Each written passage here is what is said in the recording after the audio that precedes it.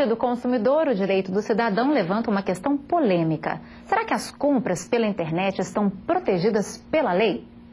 Então, Daniel, como é que ficam essas relações de consumo no meio virtual? Boa noite, Raquel. Boa noite ao telespectador. E essa dúvida sua tem mesmo fundamento, Raquel. Afinal de contas, o Código de Defesa do Consumidor foi promulgado em 1990, 6 anos antes dessas facilidades de compras pela internet chegarem aqui ao Brasil. Por um lado, tem gente que comemora e compram bastante pela internet. Por outro, tem até especialista que já passou por transtornos. Mas o melhor disso tudo é saber que a polícia já está agindo. Este analista de sistemas passa mais de 8 horas por dia na frente do computador. Quase tudo na casa dele foi comprado pela internet. O celular também veio do comércio eletrônico e virou mais uma ferramenta para a pesquisa de novos produtos. A facilidade das lojas online ele descobriu há 10 anos. Problema só uma vez, mas foi tudo resolvido. As lâmpadas chegaram numa embalagem já quebrada e as lâmpadas queimadas. Aí eu tentei contactar o vendedor, informando o problema. Inicialmente eu não fui muito bem recebido, mas como eu conhecia a cláusula que fala que em até 7 dias eu posso devolver o produto sem nenhuma penalidade, eu fiz a devolução do produto e ele me repôs o dinheiro. Especialista em crimes virtuais, o advogado Alexandre Ateniense não teve a mesma sorte. Ele lembra que foram 2 episódios, com um site brasileiro e outro dos Estados Unidos. Em nenhuma das negociações recebeu o produto.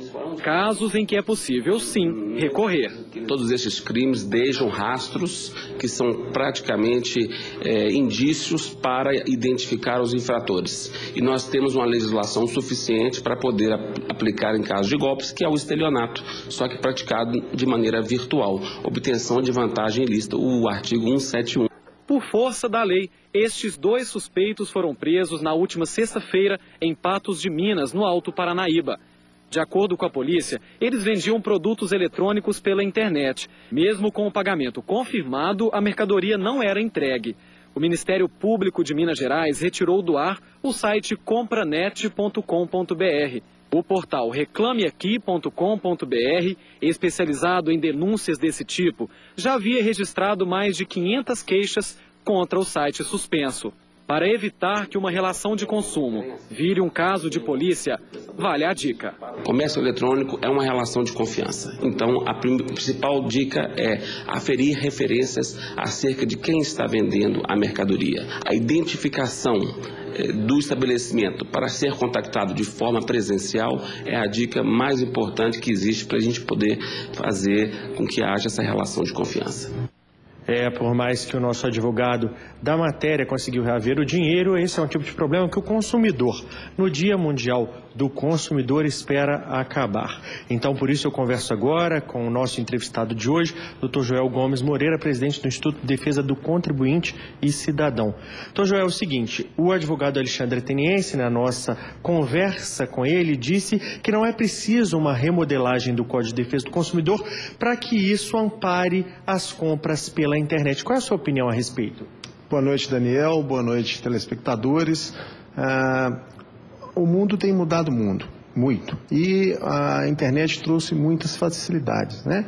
Tudo que traz facilidade traz consigo também a complexidade dessas compras. Hoje as relações não são mais ali no balcão da loja, você tem uma relação onde uma pessoa pode estar aqui no Brasil e outra pode estar em Pequim.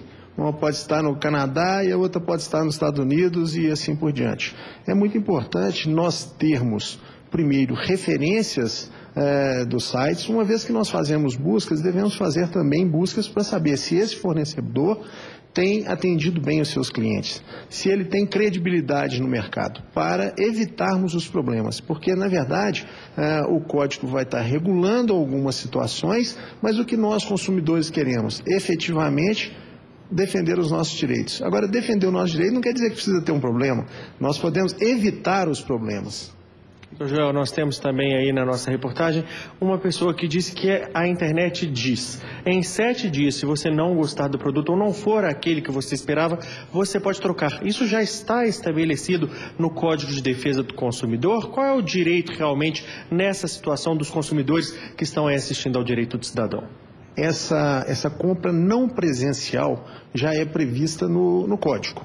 Uma vez que você compra ou por telefone, ou via internet, ou via programa de televisão que você liga e você não gosta do produto, não quer dizer que o produto está com defeito. Quer dizer que o produto não conseguiu atender às suas expectativas. Você pode devolver o produto em até 7 dias. Já nós temos algumas dúvidas dos telespectadores, mudando um pouco do assunto das compras pela internet, mas para as compras e pelo direito do consumidor no geral. Vamos ver a primeira dúvida do telespectador.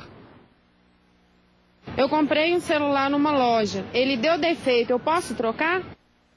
Bom, o fornecedor vai receber de volta o seu telefone e ele tem 30 dias para enviar esse telefone até a assistência técnica e sanar o problema. Nesses 30 dias, se o problema não for sanado, ele deve devolver o seu dinheiro ou trocar por outro produto do mesmo modelo, ou se for conveniente para você e para ele, ele pode fazer uma proposta num abatimento no preço. Então, ele te devolveria uma parte do valor pago e você ficaria com o produto. São 3 opções dadas pelo código nesse tipo de situação. Vamos diretamente a mais uma dúvida. Vamos ver o que o nosso telespectador consumidor tem a dizer. Se minha conta de telefone vier cobrando ligações que eu não fiz, o que mesmo eu devo fazer?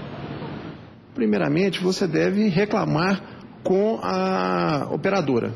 A operadora vai abrir um processo de sindicância para poder apurar. É muito interessante porque o código trouxe para nós uma inversão do ônus da prova. Como é que você vai provar que você não fez uma ligação?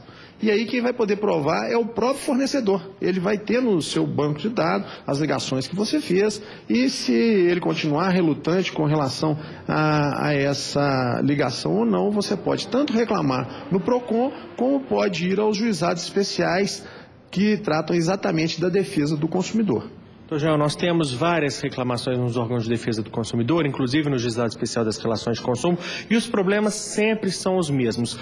Quem fica no topo da lista das maiores reclamações, serviços de telefonia, operadoras de cartão de crédito, serviços bancários num geral e outros problemas comuns. Qual é a sua opinião a respeito disso? Precisa de uma fiscalização mais adequada, principalmente das agências reguladoras aí?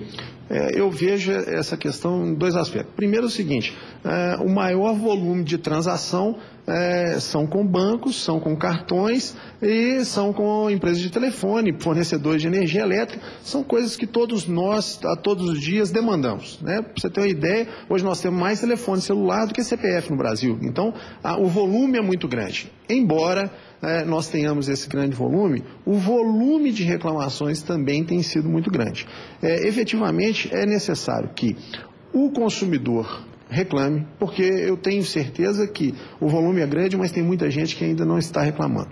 Para que o fornecedor preste um serviço com a melhor qualidade, que é isso que nós esperamos. E efetivamente que os órgãos de defesa do consumidor façam como tem feito.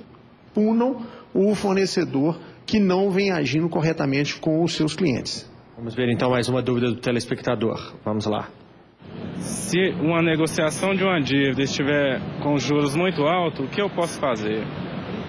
Bom, eu falo sempre, o primeiro caminho é o caminho da negociação direta.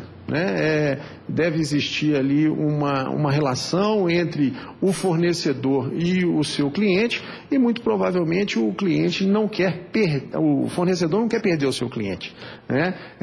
Se esse caminho não tiver, se você não tiver êxito nesse caminho, você pode procurar o PROCON vai estar fazendo esse trabalho de intermediação entre o fornecedor e o consumidor. Nós temos hoje o PROCON municipal, da prefeitura, o PROCON da Assembleia Legislativa, nós temos em vários locais PROCONs, não só aqui em Belo Horizonte, mas em algumas cidades do interior o PROCON já está instalado. E se, por fim, não for possível resolver de maneira administrativa, é possível ainda ajuizar uma ação para poder resguardar os seus direitos. Muito obrigado por sua presença aqui no Direito Cidadão e no Jornal Minas, doutor Joel. E voltamos ao estúdio com você, Raquel Capanema.